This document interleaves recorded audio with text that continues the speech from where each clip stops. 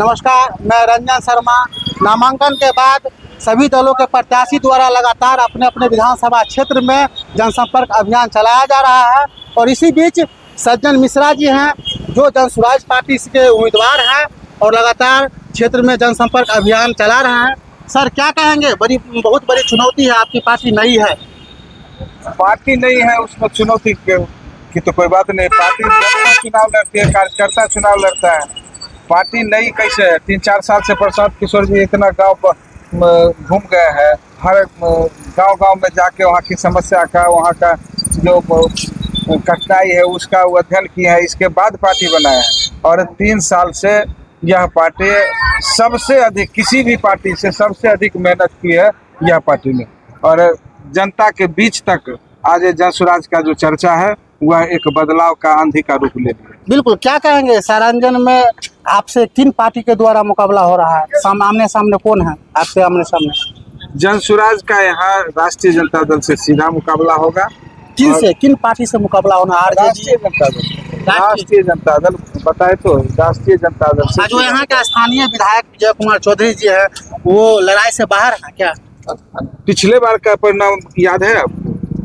पिछले बार जो उनका परिणाम था, जी बिल्कुल, बहुत कम वोटों से जीते थे, लेकिन उनके जो इर्द गिर्द रहने वाले हैं वो और अंतर को बढ़ा दिए। तो आप समझ सकते हैं परिणाम क्या होने वाला है। मतलब कहना आपका साफ है, विजय कुमार चौधरी जी जो यहाँ के विधायक हैं वो लड़ाई से बाहर है, आपका मुकाबला आरजेडी के साथ है। बिल्कुल लड़ाई से बाहर है। काउंटिंग के दिन आप याद रखिए, मेरा नंबर नोट कर लीजिए, हमसे मिलिएगा। कंटेस्ट यहाँ राष्ट्रीय जनता दल और जनसुराज के बीच होने वाला है। एकदम निश्चित रूप से यही परिणाम होगा। क्षेत्र में क्या आपकी मुद्दा है इस बार? मुद्दा तो एकदम स्पष्ट है, पलायन है, बच्चों का शिक्षा है, वृद्धा पेंशन है, जो 2000 रुपये 400 रुपया जो भीख के रूप में मिलता था, प्रशांत किशोर जी के ही द्वारा जो यह मुद्दा उठाया गया 2000 तो 1100 रुपया किया। अभी 2000 पूरा करना है हम लोग को। नवंबर में जब सरकार बनेगी तो 2000 रुपया किया जाएगा।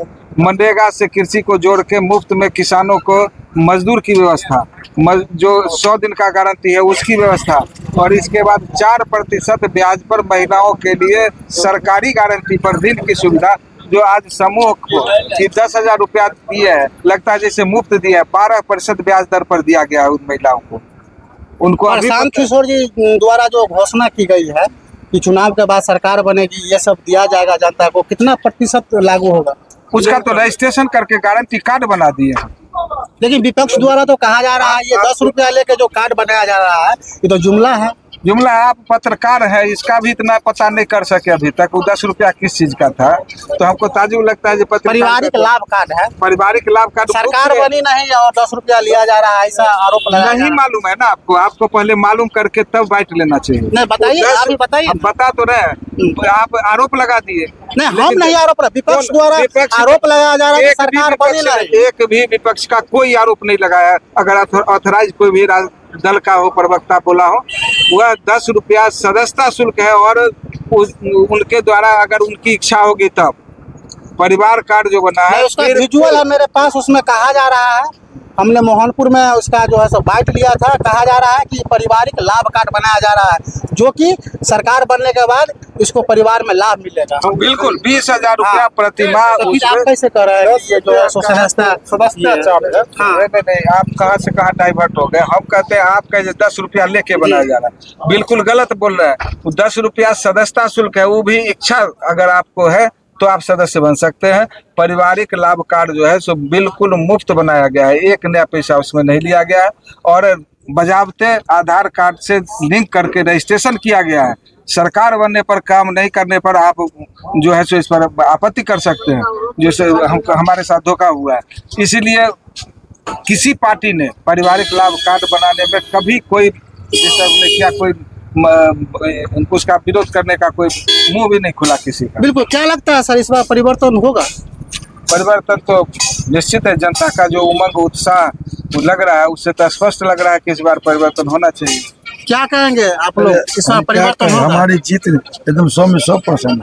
हाँ, तब आप तो वो मुद्दा रख दिए 10 रुपया वाले। हाँ, आप जो है जनता का ही मन से ही कार बना 10 रुपया, जनता का ही मन से। हाँ, अब जो आरोप लगा दिए हमारी जीत 100 में 100%, विजय चौधरी की इस बार हार है।